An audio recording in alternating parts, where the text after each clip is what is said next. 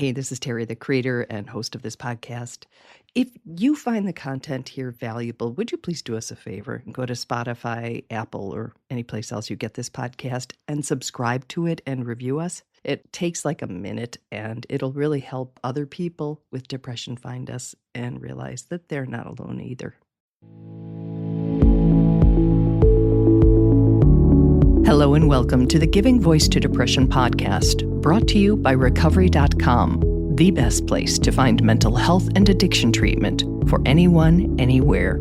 Each week, we profile a guest who shares openly about their mental health journey.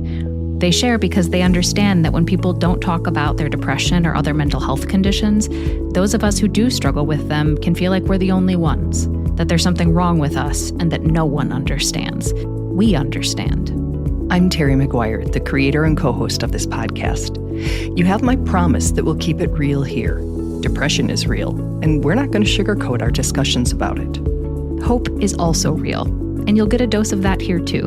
I'm Carly McCullough, a licensed social worker and educator, and Terry's daughter. We've both experienced depression and also support loved ones struggling with it. We're here to normalize talking about depression and mental health in our communities, as well as our families. And to share real-world tested strategies that have worked for other people who have walked similar paths. Thanks for joining us. We record a couple new interviews each month and also replay some of our best ones from the archive so that newer listeners don't miss out on those. This episode is from when Dr. Anita Sands was co-hosting. Hello, Anita. Hi, Terry. Cara Mackerleen lives in Belfast in Northern Ireland. This interview is just a perfect example of the wisdom of lived experience. We can talk to people who are highly educated about depression, but we can also talk to someone who lives with it. And there is something different about the inside perspective. And Cara shares freely, both about her own experience with the darkness and the lessons that she has learned as a result. Here now is Cara giving her voice to depression.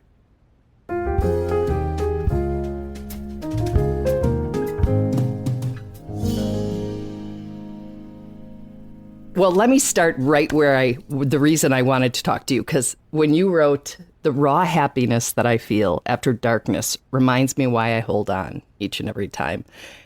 And that's just a story we don't hear often enough. I mean, we never want to sugarcoat things or fairy tale it or tie things up in a neat little bow and say and then we're happy forever, because that just isn't the way it works. But we do come out of the darkness a lot. We do. And I just would love to hear about that experience for you. Yeah, the happiness after the darkness is more euphoric each time. And my emotions are more it's not very flat line. I don't just experience a bit of sadness and a wee bit of happiness. I experience debilitating sadness, but then also really amazing happiness, and happiness on a really heightened level where it is euphoric. And I feel very grateful for the happiness each time, because I know what the opposite feels like.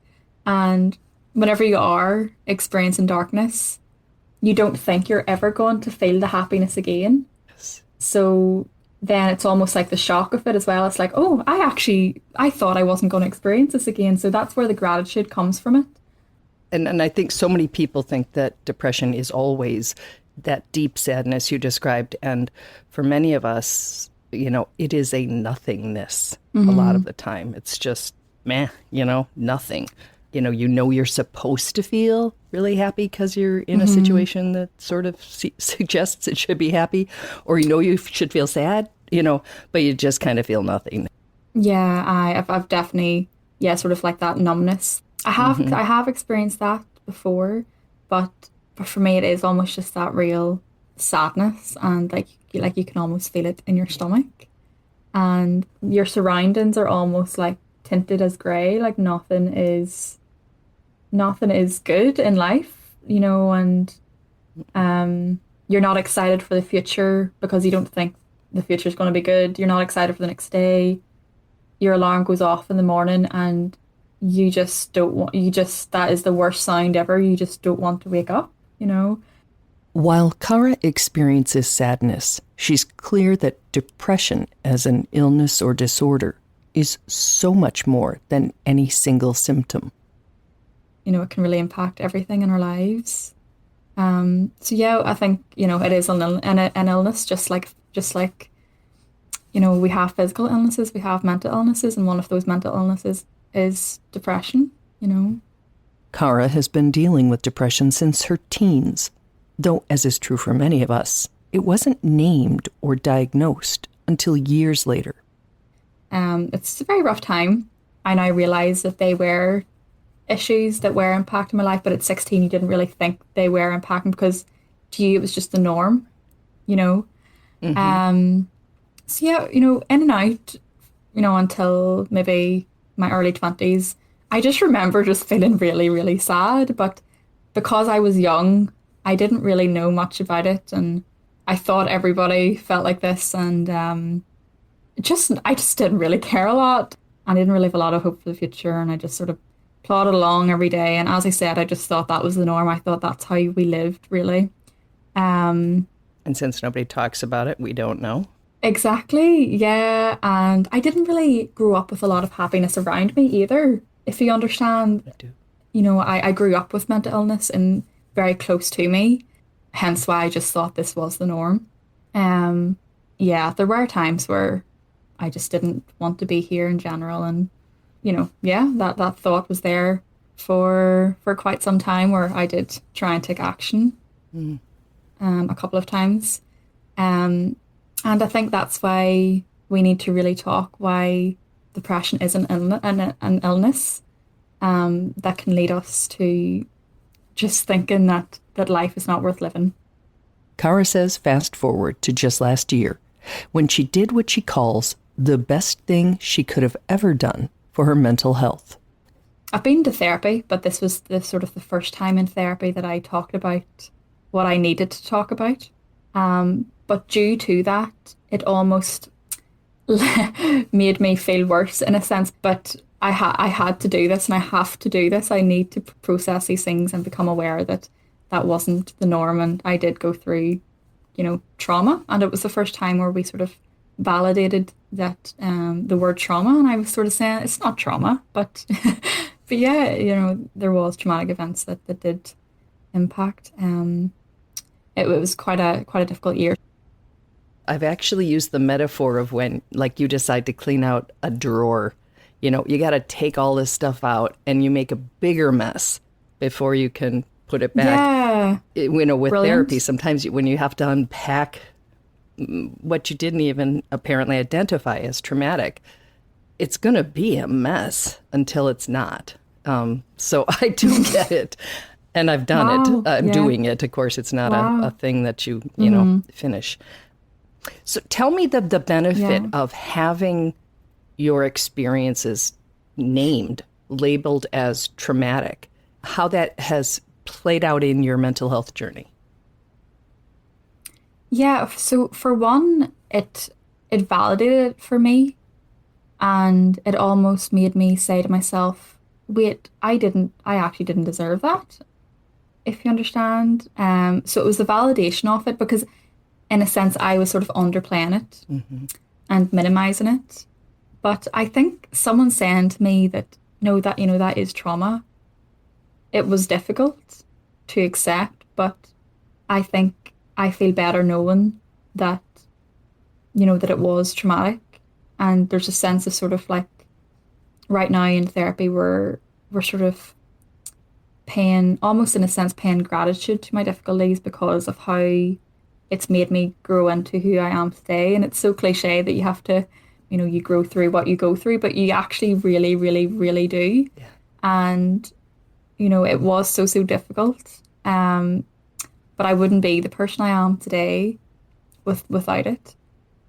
And of course, that doesn't mean we liked it or would wish it. You know, there are all kinds of ways that people grow without trauma. Absolutely. But we can grow through it. Yeah. Exactly. Yeah. But yeah, it is. Therapy is just, it has really been one of the things that has saved me throughout the darkness, 100%. May I ask, what had you say, you know what, I need to get back into it? I'm assuming, like the rest of us, you go in and out of therapy. Of course. But was there something that made you say, I need some help? Yeah, so it was July 2021 that I remember just having a really, really, really dark night. I was sort of driving and I just remember sobbing my eyes out. And as I said before, everything felt dark. And the feeling of hopelessness was actually really quite scary. And I was just, this is what my life is going to be like forever. As I said, felt very hopeless, out of control with my emotions. That cry was just sobbing, and it was like almost like years of just hurt. Yeah. But I just researched on Google, counselors near me, and I just emailed a counselor. I didn't really think too much into it. As I said, that feelings of hopelessness was just there. I was saying to myself, oh, I don't even care almost. Something within me obviously did, and something within me was saying, no, you don't deserve this, Cara. You need someone to guide you through this. It's too difficult to go through it alone. So I don't know how I drafted an email in that and how I was feeling, but I did. And the next day, then the counsellor, he then reached out to me, and then I had my first session. Wow. And when I tell you, I just spewed. It was almost like everything I had to talk about just came out so clearly, and I was so proud of myself that session. Yay. This is what I'm struggling with. I can't do anymore. I need, dun dun dun. I knew how I was feeling. And at the end of the session, Martin was just saying to me, you're on to something amazing here. So it was the wee bit of light that I needed in a very, very, very dark time. So yeah. Good for you. It is hard. Yeah. It is hard to reach out for help. It is hard to think you deserve it. It's hard to come up with the energy. And I love that you didn't turn it into a great big project, because that lessens the likelihood we'll go through with it. You literally just Googled counselors nearby you and emailed one of them. That's great. I'm glad it worked out. Yeah, I know. Yeah, thank you. Was that a low point? Is that a word I can use to describe what made you do that? A low point, but not the lowest. Yeah. So that was 2021. The lowest was probably 2022. So it just shows you that while in therapy, I did still have those low points, lowest, highest, high points. But therapy definitely guided me through those really, really, really low points. Cara shares a short story to illustrate those fluctuations. A reminder that Martin is her therapist. 1 week I went in and I was feeling great. And I was saying to Martin, gosh, I haven't felt so great in quite some time. And I was feeling really good. And then the next session, then I just bawled my eyes out. So it just shows sort of the bumpiness of it and paying gratitude to the happiness, but also knowing that in the really dark times that you felt happiness the week before, and it's not impossible to get back to that, if that makes sense. It does. I think of a visual that comes to mind is you see what people think recovery looks like. And here's the problem, and here's the recovery from it. And there's that lovely straight line between the two. And then what it really looks like. And it's, just this tangled ball of yarn with ups and downs and backs and forths. And, it is not a straight path. I know. Oh, of course you do. You're living it. If only. If only, indeed.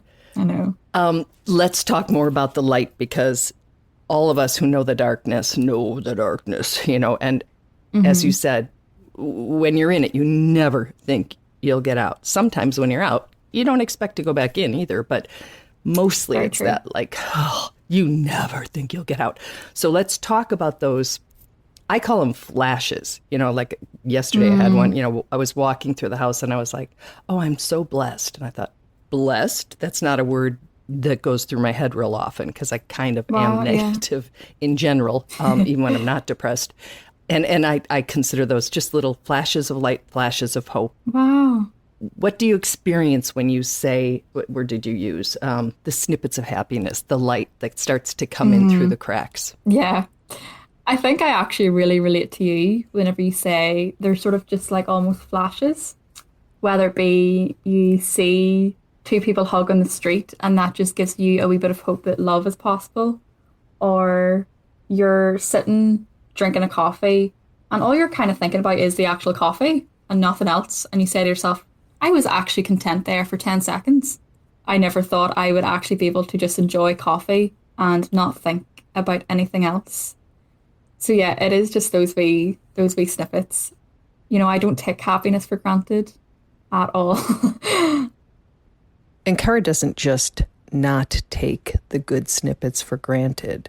She makes a very intentional effort to document them as proof of their possibility for when she needs that reminder. Like my happy days, I make sure to journal about it because I think we tend to journal whenever we're in darkness, which is great. Yes. But let's also journal whenever we're feeling good because then it'll remind us that it's possible. Or perhaps take pictures of something that made you happy. I always take pictures of coffee, of my dog. Take pictures and remind yourself of the good times. I've been there where everybody told me this. Everybody told me, Cara, you know, this is going to get better. And I almost rolled my eyes at them and I was like, you don't know that. How do you know? But it does. I'm telling you that now, you know, it really, really does. I don't know when.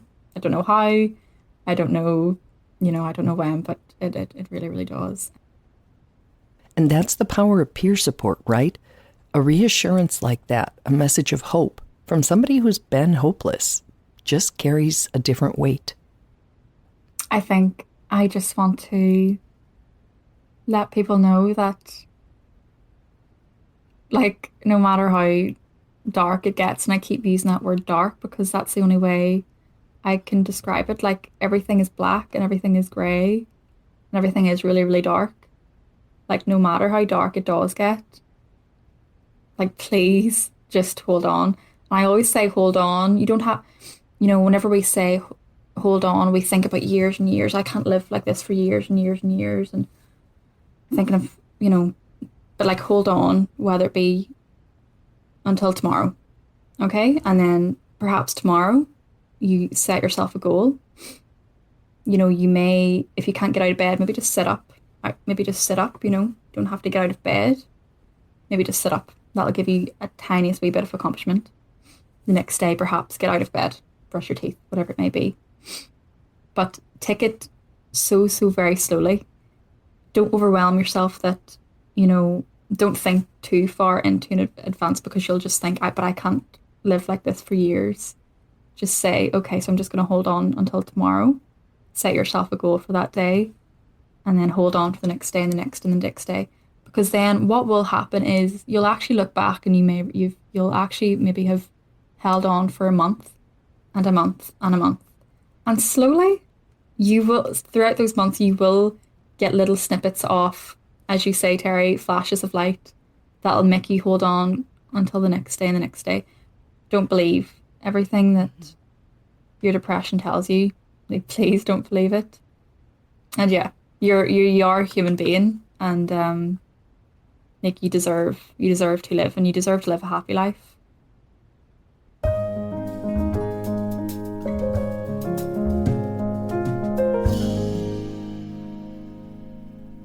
Terry, I think Cara is just absolutely amazing. And one of the things that she just kind of keeps reiterating is what I think is also the most important thing to hold on in dark moments, whether that's from depression or pain or illness or whatever it is. And it's not forecasting that you're just going to have more and more of the same in the future. And force yourself as hard as it is, because who wants to stay in the present moment when the present moment is awful? But we can handle the present moment. It's really hard if you forecast misery out into the rest of your life to think that you can keep hanging in there with that. So I just think of it, I know you're going to relate. You just had a cold, but you know, when we have a cold or we have a flu, you know, there's really not much we can do except wait it out and try to make ourselves as comfortable, you know, as possible. Get your favorite tea, get your favorite, you know, movie, get your favorite robe or your blanket and just wait it out and know that as miserable as you're feeling now, you're going to get better. And I kind of feel like this is what works, is just you wait it out. Mm-hmm. And I like that one of the examples that Cara gave, when she saw a couple kiss, it would be very easy in depression to think, oh, they have what I will never have, what I don't deserve, as opposed to the way she interpreted it, which was as proof that there is love in the world. And so some of it is in our control. I used to really bristle when people would suggest, when I was in my depression, in a depression, it's not like I've only had one, but, to think better thoughts, to be more optimistic, and you just want to, but there is something to it. And in the times if we can look at it, as you say, as not a permanent state, like I will always, but it's what you think. But, if any little bits of light can get, in, that helps so much. Right. And you just brought up a really important thing, that incident where she saw the couple kissing. I think depression will want to sneak in and tell you that that's not for you. You don't deserve that. So I think too, when you see things that are out of your reach in the moment, but to say, this is possible for me too, or I deserve this as well. And just kind of speak back to that voice that would just say, you don't have it now. You're never going to have it, and say, no, it's possible. It's possible for me too in the future. I like the I deserve it better. I think I would be more able to say that to myself than, oh, it's possible. But yes, I think that to say like, I do deserve that, that would be a bit of a balm, because one of the things I've learned from our guests is, we as humans, not even just humans with depression, tend to find what we're looking for. So if we look for reasons and ways that, our value in the world is affirmed, we can usually find something. And if we look for ways that we have been discarded and discounted and, we have been made to feel worthless, we will find those too. So I like, she reminded me of a lot that I need to keep turning, that spotlight out of what it's on now that might be kind of bad, and to just sort of give it a little nudge in the direction of hope, or, the possibility of a better future. Yes. Yeah. She ended the interview by saying that you deserve to live, and you deserve to live a happy life. Yeah. Which is true. Yeah, I really absolutely. Liked it.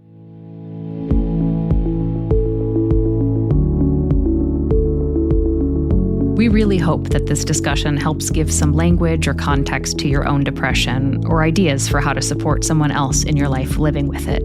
We invite you to check out the hundreds of episodes in our archive, and to explore both the Resource Hub and treatment options on recovery.com. Depression is too dark a road to walk alone. We'll be back next week.